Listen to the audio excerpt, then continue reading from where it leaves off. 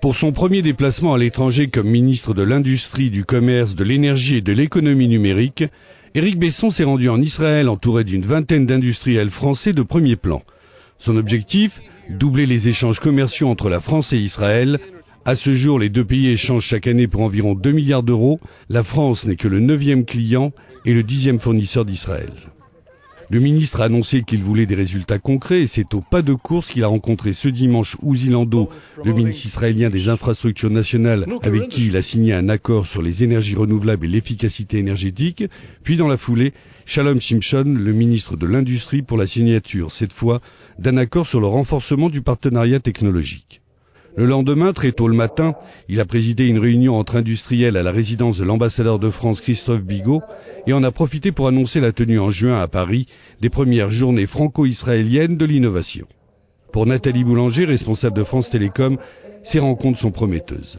Je pense que c'est une visite qui est très intéressante parce que ça permet aux entreprises françaises qui ne connaissent pas encore bien Israël de mieux comprendre les cultures des différents pays et du coup de beaucoup mieux travailler ensemble parce que je pense qu'il y a énormément d'opportunités pour travailler ensemble et c'est ce que nous, France Télécom, on a essayé de déployer sur les 2 années précédentes. Toujours avec la même énergie, il a visité une centrale solaire au kibbutz Yavne, dont le système novateur permet une production 5 fois plus importante qu'une installation classique. Le ministre est impressionné et le fait savoir. Un exemple qui confirme bien le fait que la France et Israël et la France ont à partager des choses en matière d'innovation. Les énergies renouvelables sont l'un des secteurs dans lesquels nous voulons les uns et les autres faire de gros efforts, de gros investissements, à la fois les préoccupations de vie quotidienne de nos concitoyens comme les potentialités de marché montrent bien qu'on peut rêver d'une espèce de ville propre qui nous a été décrite tout à l'heure en introduction, voiture propre, production d'énergie sans émission de gaz à effet de serre, véhicules électriques, on a tous les ingrédients de la croissance verte souvent célébrée. La visite d'un kibbutz réveille chez le ministre un cœur, semble-t-il, encore un peu à gauche. Et puis pour moi, à titre personnel, la première visite, même rapide, d'un kibbutz avec cet idéal de partage qui est porté par le promoteur du site pour nous, celui qui nous l'a fait découvrir. C'était extrêmement intéressant de l'entendre exprimer cet idéal. Très faible propriété privée, on met toutes les activités, les salaires en commun.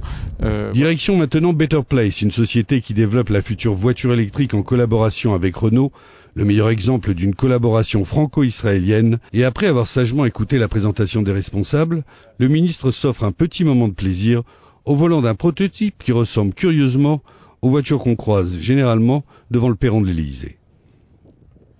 Pendant ce temps, une des accompagnatrices du ministre livre ses sentiments sur son séjour en Israël. Là, les différentes interventions que nous avons eues ont été particulièrement enrichissantes. J'en ai retiré des partenariats naissants avec des entreprises avec lesquelles je pense que nous allons pouvoir faire des choses sur le marché israélien ou pour le marché français. Et donc, de mon point de vue, c'est une réussite complète.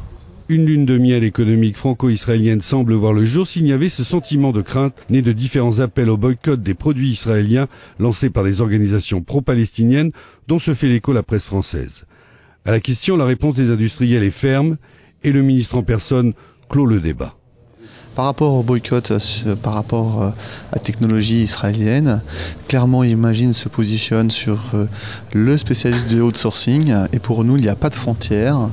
Nous allons chercher la technologie, où sont les meilleurs. Israël fait partie des meilleures technologies et nous souhaitons créer des vrais liens avec Israël. Les appels au boycott qu'il y a pu avoir en France à propos de produits israéliens n'ont, à mon sens et à mes yeux, plus cours aujourd'hui et ne sont plus un frein, en tout cas, à des relations qui peuvent se nouer avec Israël. Franchement, en France même, ça ne suscite pas, vous l'avez vu, beaucoup d'écho et un grand mouvement. On en a parlé parce qu'il y a eu un jugement, un procès en cours, mais pour le reste, ça n'a pas suscité de grands mouvements. De toute façon, notre code pénal est extrêmement clair. Toute discrimination par l'origine des produits est prohibée par le code pénal français. Et les consignes données par le ministre de la Justice, garde des Sceaux, sont extrêmement claires de ce point de vue-là. Une visite qui laisse un sentiment de mission réussie, une réelle volonté de développer les échanges et la coopération économique entre Israël et la France. Et pour la forme, le ministre semble apprécier le côté très direct des Israéliens. Visiblement, les Israéliens ont un mode relationnel à la fois informel, agréable, direct, qui finalement me convient bien. Donc je me sens à l'aise dans ce type d'atmosphère et j'ai trouvé ça humainement extrêmement agréable. Alors certainement, à très bientôt, Monsieur le Ministre.